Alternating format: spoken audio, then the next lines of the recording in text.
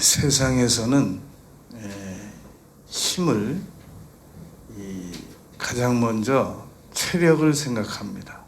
그래서 그 사람이 힘이 있다 그러면 그 사람이 아주 건강하다, 체력이 있다 이렇게 평가한단 말입니다. 그런가 하면 그 사람이 부자다, 돈이 있다 이렇게 자꾸 건물주다 이렇게 자꾸 이야기를 하려고 하는 이유는 금력 때문에 그렇습니다. 돈의 힘, 거기서 그 사람이 힘이 나온다. 그 사람은 힘을 가지고 있다 라는 것을 강조하기 위해서 자꾸 부자다, 좋은 집에 살더라, 좋은 차를 타고 다니더라. 결국 핵심은 금력을 강조하기 위한 것이란 말입니다. 또 어떤 사람이 아주 공부를 많이 했다고 하더라. 그것은 결국 지력을 나타내기 위한 것이란 말입니다. 지력을 강조하기 위한 것임을 알 수 있습니다. 결국 사람들이 가지고 있는 힘은 아주 크게 분류를 해보면 이렇게 세 가지입니다. 지식의 힘, 그리고 물질의 힘, 그리고 체력의 힘. 건강 장수한다 그러지 않습니까? 그런데 아주 건강한 운동선수가 하루아침에 전신마비 걸리고 암에 걸려서 머리 다 빠져서 죽고 이런 걸 보면 체력은 언제 우리를 떠날지 모릅니다. 그것은 의지할 것이 못 된단 말입니다. 물질을 가진 사람은 그러면 어떤가 보니까 수십조 원을 가지고 있어도 그 물질로 생명을 연장받지도 못하고 그렇다고 의식이 총명한 것도 아니고 그렇게 살다 가는 걸 보면 역시 물질도 그때그때 사용하기 위한 필요한 수단은 될지언정 의지할 만한 것은 못 된다라는 겁니다. 그리고 지식의 힘도 이 전도서에 보면은 인간은 1분 앞도, 1초 앞도 알아볼 수 없다고, 미리 알 수 없다고 3장부터 10장까지 5번이나 말했습니다. 그 지혜의 왕 솔로몬이 인간은 지혜를 다 동원해도 단 1초 앞도 미리 알 수 없다라고 강조한 것이 전도서에서 5번이나 강조했단 말입니다. 결국 이렇게 볼 때 인간이 가지고 있는 지력, 금력, 체력은 의지할 만한 게 못 됩니다. 그런데 오늘 이사야서 40장 31절에서 하나님께서 이사야 선지자를 통해서 새 힘을 얻는 방법을 말씀하셨습니다. 이 새 힘이라고 하는 것은 힘, 능력을 말합니다. 그래서 성경을 창세기부터 계시록까지 보면 새 힘 얻는 방법이 너무 많죠. 오늘은 이사야 내에서만 여러 곳을 왔다 갔다 하면 이해하기가 쉽지 않을 수 있으니까 이사야 내에서만 새 힘을 얻는 방법 7가지를 공부해 보자 말입니다. 이사야 내에서만. 첫째는 이사야서 35장 3절 4절에 보면 이렇게 기록이 되어 있습니다. 이 성경을 잘 따라오면서 봐야 됩니다. 이사야는 쉽지 않은 책이기 때문에 잘 따라오면서 들으면 아주 유익할 수 있습니다. 첫 번째로 이사야서 35장 3절에 보면 너희는 약한 손을 강하게 하여 주며 떨리는 무릎을 굳게 하여 주며. 이거 신약에 여러분 이거와 유사한 구절이 있는데 어떤 구절이 이 구절과 유사할까요? 히브리서에 있는 구절입니다. 피곤한 손과 연약한 무릎을 일으켜 세우라는 구절이 있지 않습니까? 그러니까 그 구절하고 어쩜 이렇게 유사한지 몰라요. 이사야서 35장 3절이 너희는 약한 손을 강하게 하여 주며 떨리는 무릎을 굳게 하여 주며, 그러니까 내 입을 크게 열라 그러잖아요. 그래야 채워주시잖아요. 아무리 하나님께서 우리에게 능력을 부어주시고 싶으셔도 우리도 협조를 해야지, 그냥 아무 대가도 안 치르면서 제게 힘을 주세요, 그럴 수는 없단 말입니다. 최소한의 대가를 치러야 되는데 그게 바로 기도입니다. 약한 손과 이 떨리는 무릎을 일으켜 세워야 된단 말입니다. 그래서 정말로 최소한의 기도의 대가를 치르면 하나님께서 이사야 35장 4절에서 겁내는 자에게 이르기를 너는 굳세게 하라, 두려워 말라, 보라 너의 하나님이 오사 보수하시며 고쳐주시고 보복하여 주실 것이라. 그가 오사 너희를 구하시리라. 여기서 두려워 말라라는 말은 원어에 보면 아주 사나운 짐승을 두려워하지 말라라는 의미입니다. 어떻게 사나운 짐승을 두려워하지 않을 수 있습니까? 개, 반려견 무서워하는 사람들은 아기 강아지 보고도 무서워하는데, 개 조심이라고 써놓은 글자만 보고도 무서워하는데 어떻게 사나운 짐승을 보고 두려워하지 않을 수가 있겠습니까? 그러나 다니엘서 6장에 보면 사자의 입을 봉해 주셨잖아요. 하나님께서 보수하시고 보복하시고, 그리고 다니엘을 모함한 사람들을 사자굴 속에 넣었더니 뼈까지 으스러뜨렸다고 기록이 되어 있지 않습니까? 그러니까 우리가 지금보다 더 힘을 얻고 싶으면 기도의 대가는 절대로 치러야 됩니다. 기도의 대가도 치르지 않으면서 여러분, 면도기를 어떻게 충전을 안 시키고 계속 쓸 수 있어요? 노트북을 어떻게 충전을 안 시키고 계속 쓸 수 있습니까? 자동차를 어떻게 배터리가 있다고 해서 재충전이 되지 않는데 계속 쓸 수, 시동이 걸려질 수 있습니까? 우리가 지금보다 새 힘을 얻기 위해서는 반드시 기도의 대가를 치러야 됩니다. 요즘 어떠세요? 나 정말 힘들어. 그 말은 이 말과 같아요. 나 요즘 기도 안 하고 있는 중이야. 그 말하고 똑같은 거예요.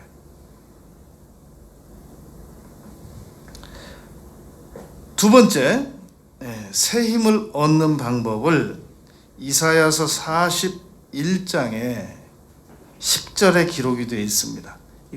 이 구절은 천국 가신 고 김영삼 전 대통령께서 아주 좋아하시는 구절이라고 자주 간증하셨습니다. 두려워 말라, 내가 너와 함께 함이라. 이 말은 여러분, 강아지를 무서워하는 사람에게도 두려워하지 말라라는 말이 되겠지만, 왕에게는 두려워 말라, 내가 너의 나라를 지킬 것이다 라는 말씀과 같습니다. 두려워하지 마라, 내가 너를 보호할 것이다 라는 말이란 말입니다. 가장들에게는 두려워 말라, 내가 너의 가정을 지킬 것이다. 회사 사주들에게는 두려워 말라, 내가 너희 회사를 지킬 것이다. 그 말과 같은 겁니다. 두려워 말라, 내가 너의 건강을 지킬 것이다. 그런데 여러분, 두려워 말라가 권면입니까? 명령입니까?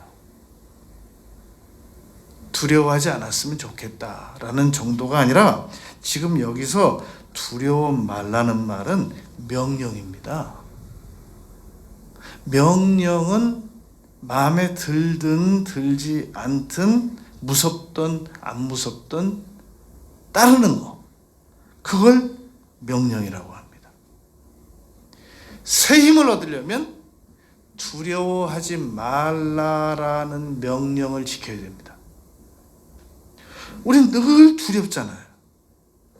여기 지금 이사야서 41장 11절에 보면은 내게 노하던 자들이, 우리는 우리한테 화내는 사람들을 무서워한단 말입니다. 사나운 사람들. 수치와 욕을 당할 것이요. 너와 다투는 자들이, 우리는 우리한테 와서 막 따지고 그런 사람들을 무서워한단 말입니다. 아무것도 아닌 것 같이 될 것이며, 내가 찾아도 너와 싸우던 자들을 만나지 못할 것이요, 너를 치는 자들은 아무것도 아닌 것 같이, 허무한 것 같이 되리니 이는 나 여호와 너희 하나님이 내 오른손을 붙들고 내게 이르기를 두려워 말라, 내가 너를 도우리라 할 것이라는 겁니다. 그러면서 여러분, 이사야서 41장 14절에 지렁이 같은 너 야곱아라는 말씀을 우리 지나다니면서 많이 읽었죠. 지렁이 같은 너 야곱아라는 말은 야곱의 이름이 이스라엘로 바뀌었잖아요. 그러니까 지렁이 같은 너 이스라엘아라는 말과도 같단 말입니다. 그런데 여러분, 이스라엘을 전 세계에서 누가 건드립니까? 그 아람 민족이 다 덤벼도 이스라엘은 못 이겨요. 하나님께서 야곱, 이스라엘을 원래 강하게 만드셔가지고 전 세계에서 강하게 만들어 놓으면 자기들이 잘나서 그런 줄 안단 말입니다. 그런데 고린도전서 1장에 있잖아요.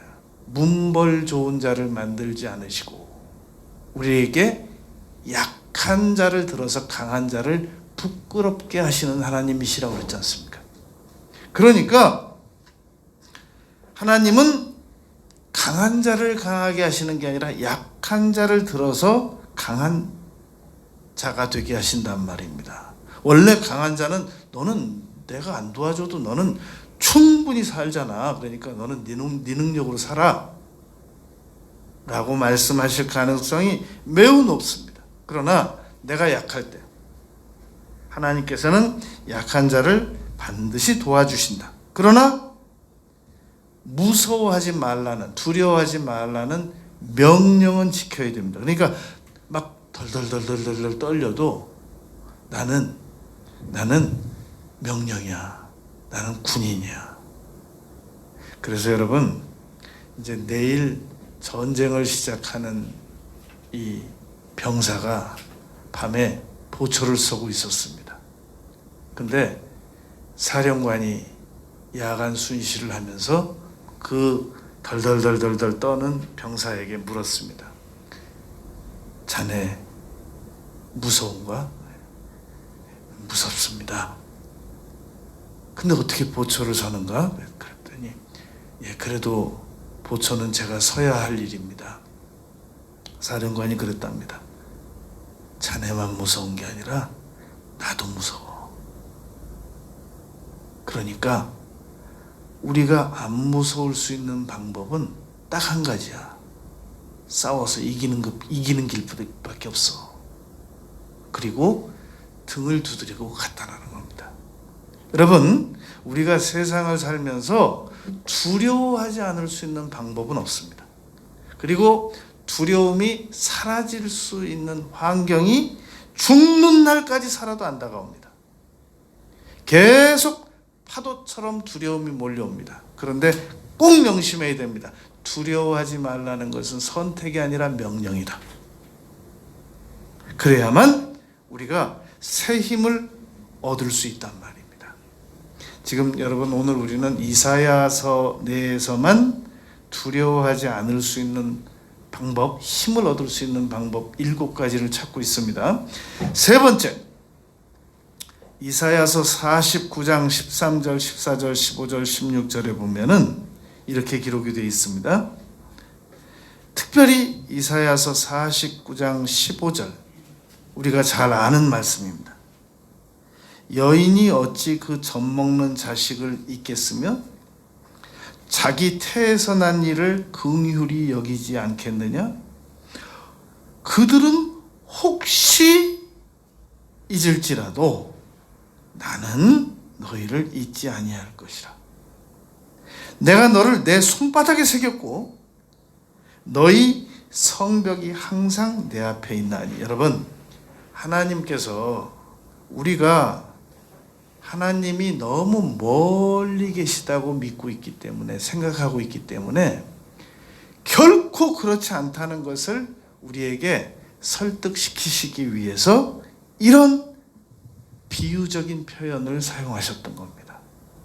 그러므로 세 번째, 우리가 힘을 얻기 위해서는 하나님께서는 나와 매우 가깝게 계시다. 얼마나 가깝게 계시냐면 내가 너희 안에, 너희가 내 안에.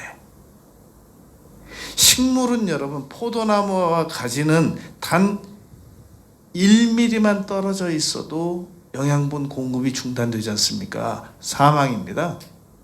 그런데 나는 포도나무에 너희는 가지라고 그러셨거든요. 그러니까 하나님과 우리는 결코 멀리 떨어져 있지 않고 함께 있는 겁니다. 0km. 그러니까 우리가 하나님께로부터 힘을 얻으려면 하나님은 멀리, 저 멀리 우주적 끝에서 나를 지켜보고 계실 거야 라는 생각은 절대 해서는 안 된단 말입니다. 하나님께서는 나를 잊지 않으시고 손바닥에 새겼다고 그러고, 설령 젖먹는 자식을 여인이 잊어도 하나님은 결코 우리를 버려두거나 잊으시는 일이 없다라는 겁니다. 이것을 꼭 기억해야 됩니다. 그래야 힘을 얻습니다. 네 번째, 이사야서 50장 10절입니다. 너희 중에 여호와를 경외하며 여호와의 이름을 의뢰하며 자기 하나님께 의지할지어다. 여러분, 그 말씀 기억나세요? 주일날 근심하지 말라. 여호와를 기뻐하는 것이 너희의 힘이니라. 그 느헤미야서 8장 10절에 나와 있는 말씀이죠. 느헤미야가 백성들에게 그렇게 말했단 말입니다. 너희 중에 여호와를 경외하며. 여러분, 우리는 하나님을 경외하지도 않으면서 힘을 얻으려고 그래요. 그건 안 되죠. 그것은 어떤 경우와 같으냐면 백화점에 가서 카드도 제출 안 하고 물질도 제출 안 하고 상품권도 제출 안 하면서 물건 사려고 하는 사람보다 더 양심 없는 사람이에요. 어떻게 하나님을 경외하지도 않고 의지하지도 않으면서 하나님께 힘을 주시는 힘을 얻으려고 생각하냔 말입니다. 불가능한 얘기죠. 여호와를 기뻐하라, 의지하라, 경외하라, 다 같은 말입니다. 그러니까 하나님 경외는 꼭 해야 돼요. 네 번째. 다섯 번째, 이사야서 57장 18절 19절입니다. 이거 참 중요한 구절이에요. 이사야서 57장 18절 19절인데 특별히 이사야서 57장 19절에 보면은 입술에 열매를 짓는 나 여호와라고 표현되어 있습니다. 이 중요한 구절이에요. 입술에 열매를 짓는 나 여호와. 이 말은 여러분, 내가 하는 말은 그냥 돌아오지 않는다라고 하나님 말씀하셨잖아요. 선지자를 통해서.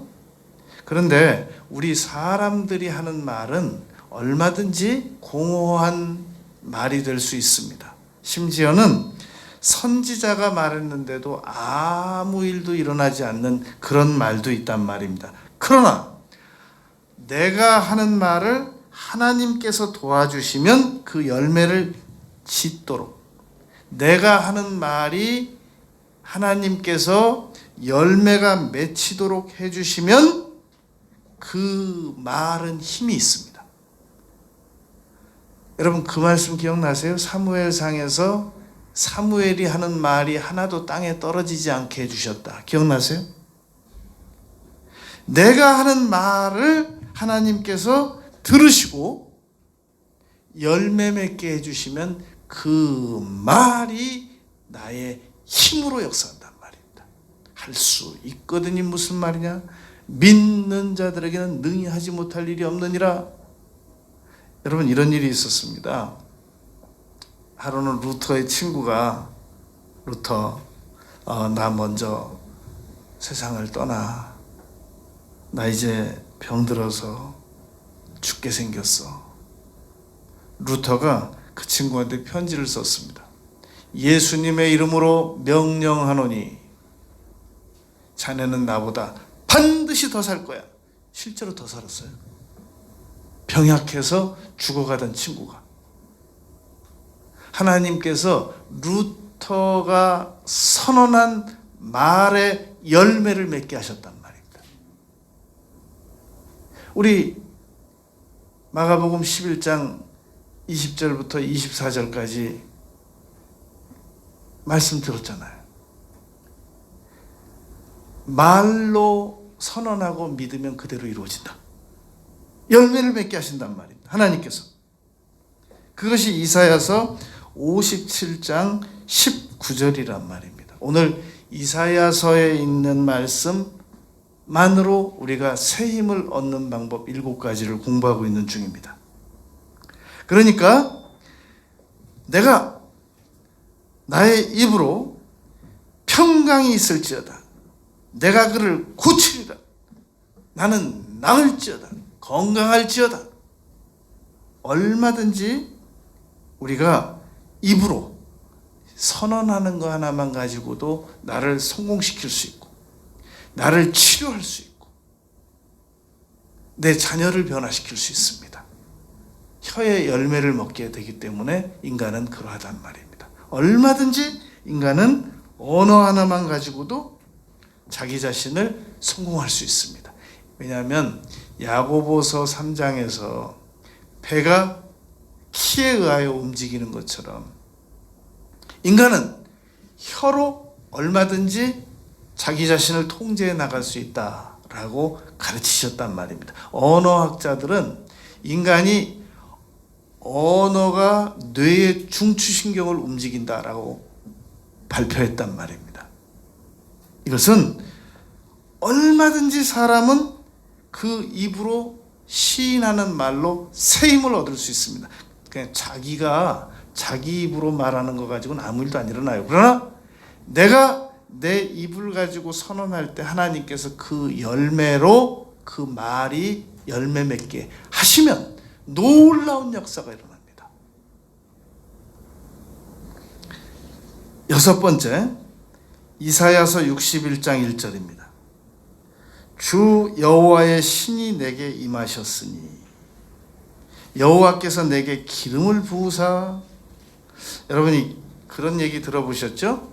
기름 부으심이 강했다. 뭐 그런 얘기 들어본 적 있었죠? 집회할 때 그날 기름 부으심이 강했다. 그런데 원래 구약 시대 때는 왕의 임직 때 기름을 부었습니다. 그리고 제사장 임직 때 기름을 부었습니다. 그리고 가구나 이 성물을 거룩하게 하고자 원할 때 기름을 부었단 말입니다. 그러니까 이 기름을 부었다라는 말은 엄밀히 말하면 구약적인 의미로 볼 때는 사람에게 적용이 안 됩니다.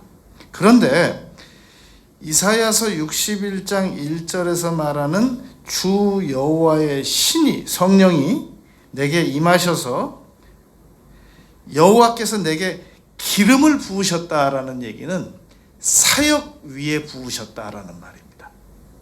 그러므로 오늘날은 어떻게 적용이 되냐면 내가 하는 사업에도 기름을 부으실 수 있고 내 건강에도 관계에도 나의 소원에도 기름을 부으실 수 있다라는 말이 된단 말입니다.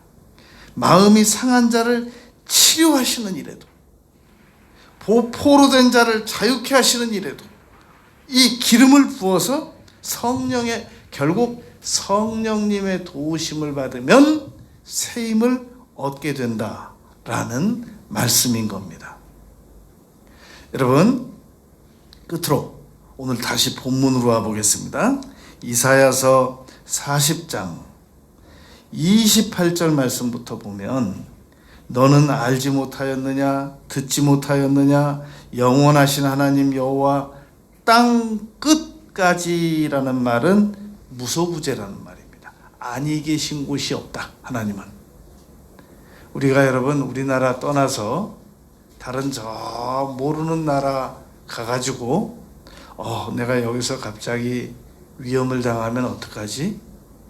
걱정할 때 있단 말입니다. 그런데 놀라워요. 거기 가서도 그 말도 안 통하고 얼굴도 아는 사람도 한 사람도 없는데 하나님 도와주세요, 도와주세요, 도와주세요, 도와주세요라고 기도를 드리잖아요. 놀랍게 나타나요.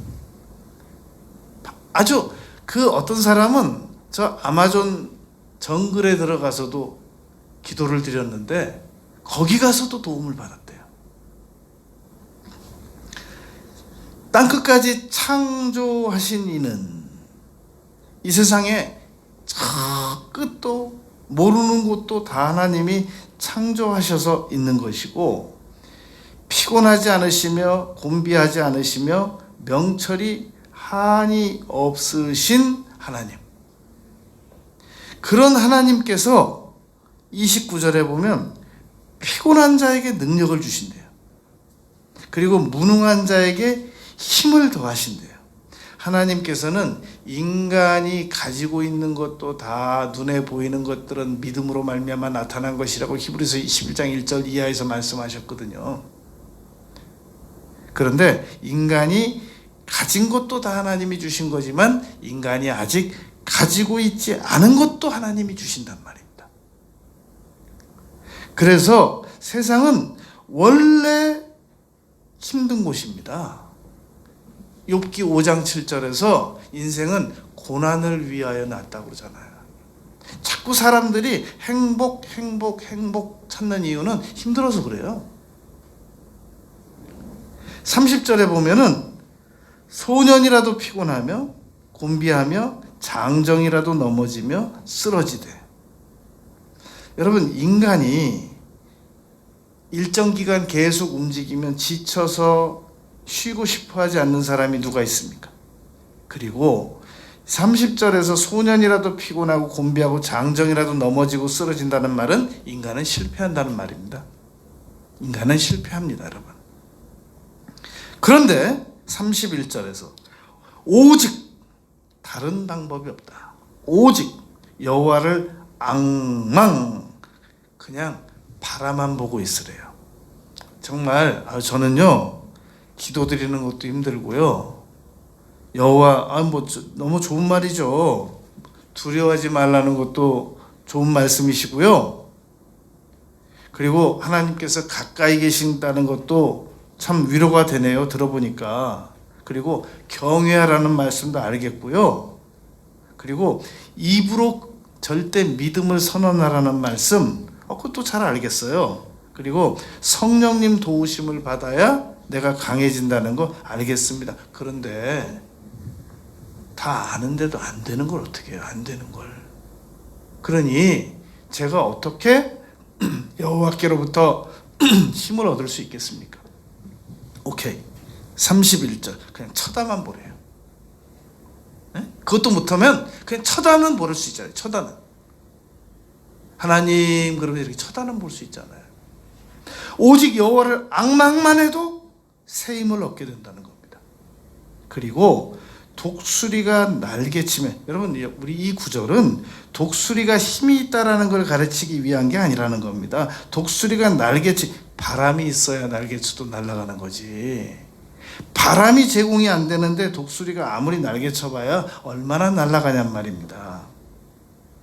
독수리가 날개치며 올라감 같을 것이, 독수리가 내려올 때 시속 200km가 넘는다고 그러잖아요. 다른 삽질하여도 곤비하지 아니하겠고 걸어가도 피곤하지가 않대요. 그냥 하나님을 이렇게 쳐다만 보고 있어도. 그러니까 너무 지치고 힘들 때는 엎드려 있지 말고 그냥 이렇게 앉아서 하나님만 이렇게 바라보고 있어요. 하나님 그러면서 1시간 바라보면 1시간만큼 충전되고 2시간 바라보고 있으면 2시간만큼 충전되고 3시간 바라보고 있으면 3시간만큼 충전됩니다. 새 힘을 얻으면 그 힘을 가지고 반드시 새롭게 살아갈 수 있습니다.